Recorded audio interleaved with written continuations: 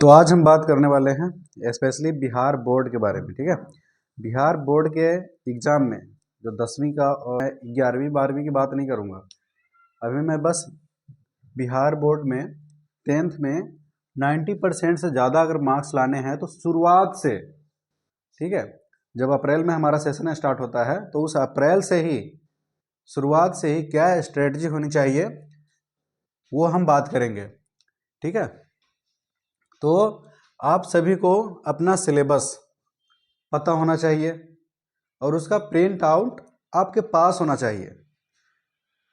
Syllabus आप download कीजिए, उसको प्रिंट आउट करवा लीजिए। आपके जैसे अप्रैल स्टार्ट हो रहा है तो आप 1 अप्रैल को ही प्रिंट आउट करके रख लेंगे अपने पास। अब ये मैं क्यों बोल रहा हूँ, क्योंकि पाठ्यक्रम का अगर प्रिंट आउट आपके पास होगा तो आप चैप्टर वाइज हर चीज़ के बारे में आप जान पाएंगे कि हाँ इस चैप्टर से क्या आता है, बोर्ड के एग्जाम में क्वेश्चन क्या आता है। आप सोचते होंगे कि ये हम क्यों करेंगे, ये तो टीचर अपना कर लेंगे, कि प्रिंट सिलेबस जो टीचर को तो पता ही है, वो स्कूल में हमें पढ़ाते ही अपना सिलेबस के अनुसार।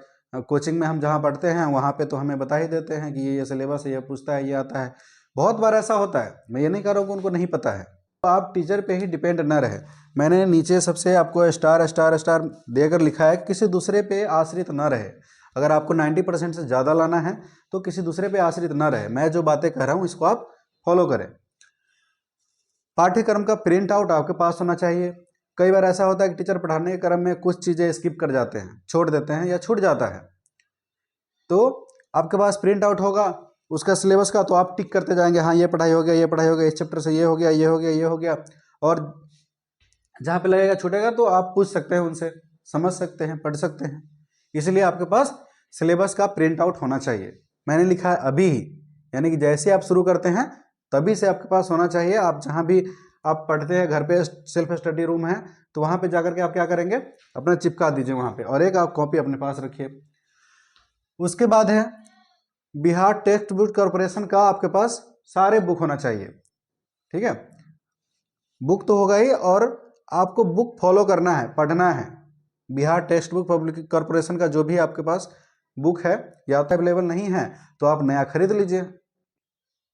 ठीक है, only Bihar text book corporation से जो भी बुक आती है आप उसको पढ़ोगे तो उसमें लाइन बाय लाइन क्या है कि इस बुक का खासियत क्या है कि इसी बुक से क्वेश्चन आता है एग्जाम में। आप भारतीय भवन या अदर क्वेश्चन उस समय से मैं बात नहीं कर रहा हूँ, मैं बात कर रहा हूँ जो बिहार टेक्स्ट बुक कॉर्पोरेशन का जो बुक है बीटीसी, उसी बुक से डायरेक्ट आता है एग्जाम में क्वेश्चन। जो लाइन यहाँ लिखा रहेगा वही लाइन आपके एग्जाम में लिखा रहता है। ठीक है, तो आप ये बुक फॉलो करेंगे।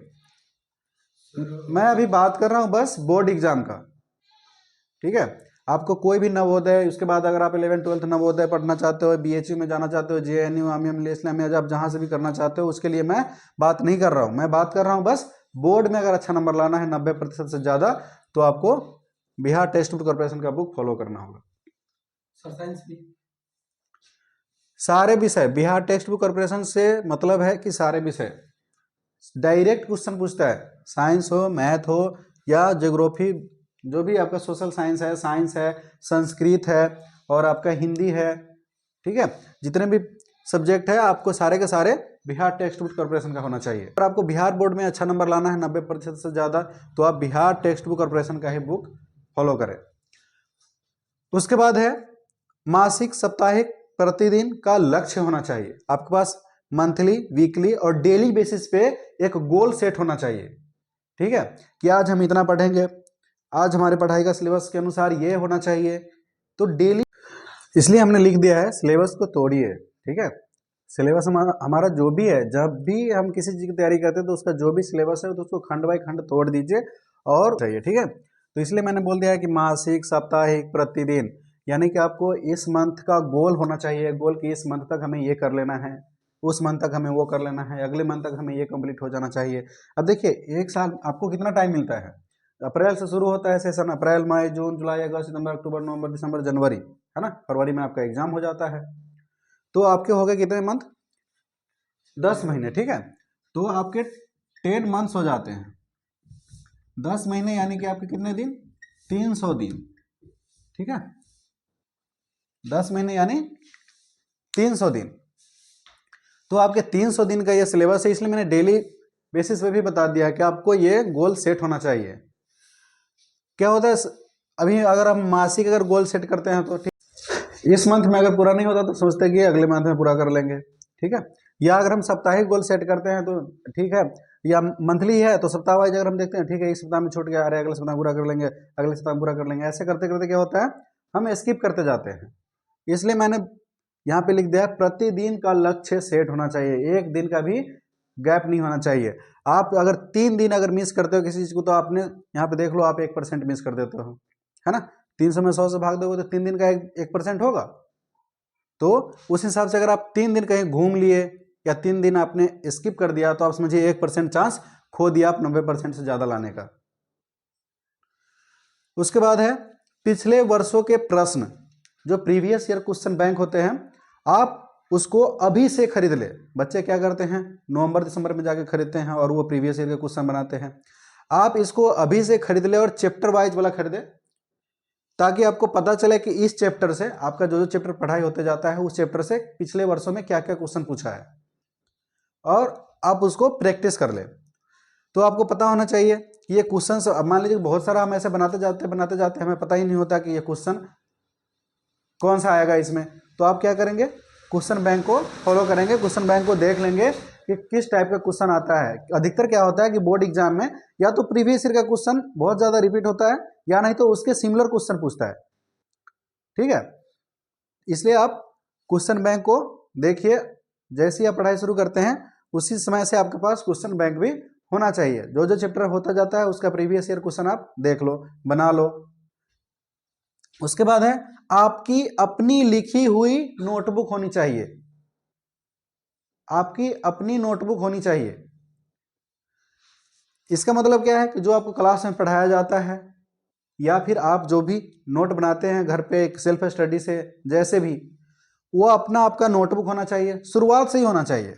मैंने लिख दिया शुरुआत से ही होना चाहिए। नहीं तो क्या होगा जब आप लास्ट में अक्टूबर नवंबर दिसंबर या जनवरी मंथ में पहुंचते हो तो आपके पास किसी चीज़ का वो होता ही नहीं है, तो आप क्या करते हो किसी दोस्त से किसी फ्रेंड से लेने जाते हो, ठीक है। तो मैं इसलिए बोल रहा हूँ आपकी अपनी लिखी हुई नोटबुक होनी चाहिए, इसलिए क्योंकि आपको अपनी लिखी हुई नोटबुक ज़्यादा जल्दी समझ में आती है, अच्छे से समझ में आती है। ऐसा होता है ना, आप किसी और की नोटबुक ले लो आपको या तो समझ में भी नहीं आएगा कि वो कहाँ से लिखा है क्या लिखा है। तो आपकी अपनी लिखी हुई नोटबुक होनी चाहिए। नोटबुक का मतलब एकदम साफ सुथरा, अब साफ सुथरा का मतलब ये नहीं कि एकदम रच रच के लिखना है, ठीक है। आपका एकदम सीरियल वाइज, हाँ इस टॉपिक के बाद ये पढ़ाई हुआ है तो वो होना चाहिए, उसके बाद वो होना चाहिए, उसके बाद वो होना चाहिए, ठीक है। सीरियल वाइज सारे होने चाहिए, शुरुआत से ही होने चाहिए, ठीक है।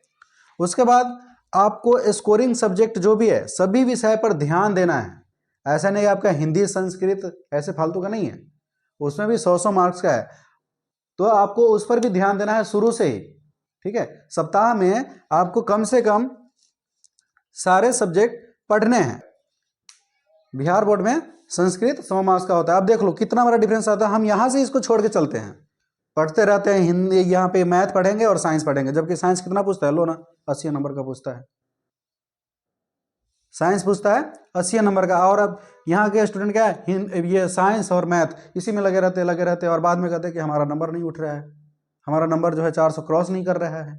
तो गलती तो यही कर देते हो कि तुम जिस क्या वो कितना नंबर का है 80 नंबर का है, तो आप 100 नंबर का जो है उस पर भी ध्यान दो। आप संस्कृत में स्कोर कर सकते हो, अगर आपका इसमें 10 नंबर ज़्यादा है तो समझ लो सपोर्ट 2% ज़्यादा बढ़ गया। हाँ, तो आपको सभी विषय को बराबर लेकर चलना है। आप बोलेंगे इसमें मन नहीं लगता है संस्कृत पढ़ने में, आप तो जिसको छोड़ दोगे उसमें मन कैसे लगेगा। शुरू से ही इंटरेस्ट बना के रखोगे इसमें, शुरू से पढ़ाई करोगे तभी तो मन लगेगा, है। तो लास्ट में आ जाओगे बोलोगे कि इसमें हमको ना इसे गेस कर दीजिए कौन कौन पूछेगा, हम उसको रौटा लेंगे, नहीं तो सरकारी हाथ मार लेंगे, है ना। आप लोग उसकी नौबत ना है, उसके लिए क्या करना है अभी से ही पढ़ाई करनी है, सब पे बराबर ध्यान देना है। आप देख लो स्कोरिंग सब्जेक्ट आप किसको मान के चलते हो, कौन बाद में कितना साथ देता है, कितना नंबर का पूछता है, ठीक है। 80 नंबर में आपको 20 नंबर का प्रैक्टिकल होता है जो स्कूल में होता है, 20 नंबर का सोशल साइंस आपको प्रैक्टिकल होता है स्कूल में, वहाँ 20 में 20 भी ले आता है कोई कोई स्टूडेंट, नहीं तो कम से कम तो 18-19 तो ले ही आता है। अब वो आपको ऐसे ही पकड़ा गया। अब अच्छा इसमें 80 मान 100 है, 100 के लिए तुम कितना मेहनत करते हो देख लो, 100 के लिए तुम कितना मेहनत कर रहे हो, इस दोनों 100 100 यानी कि 200 के लिए आपका एश्योरिंग सब्जेक्ट यहाँ है और मेहनत आप यहाँ किए जा रहे हो। मैं ये नहीं करूँ कि इस पर मेहनत मत करो, करो, लेकिन इस पर भी करो। हम आगे बात कर रहे हैं, लेकिन आपको सभी विषय पर बराबर ध्यान देना है, ठीक है। शुरू से ही कम से कम सप्ताह में एक दिन तो सारे सब्जेक्ट पढ़ने ही हैं। एक न एक दिन ऐसा होना चाहिए जिसमें आप सारे सब्जेक्ट पढ़ रहे हो। उसके बाद हम आगे बात करते हैं कि नियमित रूप से दोहराना। जो बात कर रहा हूँ वो आपको बिहार बोर्ड में 90% से ज़्यादा लाने के लिए क्या करना चाहिए शुरुआत से ही, वो मैं बता रहा हूँ। उसके बाद है नियमित रूप से दोहराना। आपको रेगुलर रिवाइज करना है, ठीक है, रेगुलर रिवाइज करना है। आप सप्ताह में एक दिन तो कम से कम ऐसा होना चाहिए, चाहे वो फ्राइडे हो, सैटरडे हो, संडे हो, ठीक है, किसी भी एक दिन, सप्ताह का कोई भी एक दिन ऐसा होना चाहिए जहां पे आप रिवाइज करें सबको। जितना भी सप्ताह भर में पढ़े हैं सबको रिवाइज करें। और रिवाइज कैसे करना है? लिख लिख करके रिवाइज करना है। कुछ टॉपिक ऐसा होगा जो आपको बहुत पेचीदा लगता होगा तो उसको आप लिख लिख करके रिवाइज कीजिए और ऐसे सीधा रिवाइज कीजिए। लेकिन रिवीजन बहुत जरूरी है। उसके बाद मैंने लिखा है एक भौकाल नोटबुक बनाइए। भौकाल नोटबुक क्या है? अब मान लो किसी चैप्टर में आपको 30 पन्ना का नोटबुक बना लिया आपने, तो रिवाइज जब करोगे तो 30 पेज का रिवीजन करना थोड़ा सा मुश्किल होगा। तो उस 30 पेज को आप छोटे से 5 पेज में समराइज कर दो, सारांश के रूप में लिख दो। और जब आप रिवीजन कर रहे हो तो बार बार उस 30 पेज को ना रिवीजन करके आप 5 वाले पेज को रिवीजन कर लो, है ना। उसको देखते ही एकदम अंदर से हाँ ये वाला नोटबुक हमारा है, इसको हम बनाए थे, ऐसा फीलिंग आना चाहिए, ठीक है। उसको देखते ही अंदर एनर्जी आना चाहिए कि एकदम ऐसे रिवाइज करेंगे सारा एकदम कंठस्थ हो जाएगा। ऐसा वाला नोटबुक होना चाहिए, ठीक है। वो आप कुछ नाम रख लो, मैं ये बस भौकाल नोटबुक रख दिया, आपका मतलब महाकाल नोटबुक रख दो, कोई राम राम नोटबुक रख दो, ठीक है। विनाश का रास्ता, ठीक है। आपका 90% से 20%, 25%, 30% यार फेलो डिवीजन में ले जाने वाला यह विनाश का रास्ता सब है, इधर देख लो, ठीक है। क्या है विनाश? डिस्ट्रैक्शन, जो आपको डिस्ट्रैक्ट करेगा। आप बोलिए पढ़ने, आपका मन करेगा पढ़ने के लिए, लेकिन ये मोबाइल कोई बगल में रख दिया, चलते मोबाइल में रील से देख लेते हैं, ये सब है। घर का मतलब क्या है? घर विनाश नहीं, ये कहने का मतलब है कि आप अगर यहाँ पे इन्वॉल्व ज़्यादा होते हो घर के काम काज में, मैं ये नहीं बोल रहा काम काज मत करो, लेकिन अगर ज़्यादा इन्वॉल्वमेंट हो रही है तो फिर वो आपको 90% लाने में बाधा आ सकती है उससे, ठीक है। उसके बाद है दोस्त। आपको दोस्त यारी ज़्यादा नहीं रखनी है।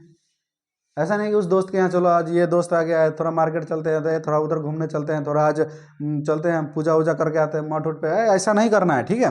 ये दोस्त है और प्यार व्यार के चक्कर में नहीं पढ़ना है। मोबाइल गेम, मोबाइल गेम तो आजकल जो है ना चलता है, क्या चलता है अब तुम लोगों को पता होगा, तो हम तो खेलते ही नहीं है, तो पबजी वबजी तो सब बैन हो गया, लेकिन पता नहीं अब जो भी है मोबाइल गेम आजकल बहुत सारे तरीके का गेम आता है। तो क्या करता है, टाइम पास के लिए मोबाइल गेम खेलता रहता है। रील्स वीडियो आजकल का तो ये प्राण है, जान है, ये हटा दो तो लेकर से एकदम खाना नहीं खाएगा, खाना खाते टाइम रील्स वीडियो चाहिए, हैं। अरे ये सब बाद में, ठीक है, जब सक्सेस हो जाओ लाइफ में, पढ़ लिख अच्छा नंबर ले आओ, उसके बाद भी है, तो ये सब रील्स वीडियो जीवन भर देखना है। ये सब आपको डिस्ट्रैक्ट करेगा, इससे बचना है। आज घंटों घंटों लड़का सब ये रील से वीडियो देखता रहता है। मैं एक लड़का से पूछा तू मोबाइल चलाता है, तो हाँ सर मोबाइल चलाते हैं। बोल कितना देर तक चलाते हैं? जब भी जितना देर चलाते हैं सब में रील से वीडियो देखते रहते हैं। बहुत इस पर जाना ही नहीं है, आपको मोबाइल से दूरी बना के रखना है। मोबाइल का यूज करना है तो उतना ही जितना आपके इसमें काम आए, ठीक है। उसके बाद है सबसे इंपॉर्टेंट पॉइंट, आपको बता ही दिया हमने पहले भी, किसी दूसरे पर आश्रित ना रहे। कोई हमें नोट बना के देगा, कोई हमें कहेगा बार बार कि रील्स वीडियो ना देखो, मोबाइल गेम, या फिर बार बार पढ़ लो, नियमित रूप से अध्ययन कर लो, रिश्तेदारी ना घूमो। हाँ मान लो रिश्तेदारी में गया, 3 दिन वहाँ, 6 दिन वहाँ, 9 दिन वहाँ बिता दिया, तो तुम्हारा ये जो हर तीसरे दिन में 1% गोल कम हो रहा है ना। तो आप दूसरे पर आश्रित ना रहे। क्या करना है आपको? खुद से। आप मान लो किसी दिन नहीं पढ़े तो आपको अंदर से खुद गिल्टी फील होना चाहिए कि आज मैं ये नहीं पढ़ा हूं। आपको रोना आना चाहिए अगर आपका दिन का गोल पूरा नहीं हुआ तो, ठीक है।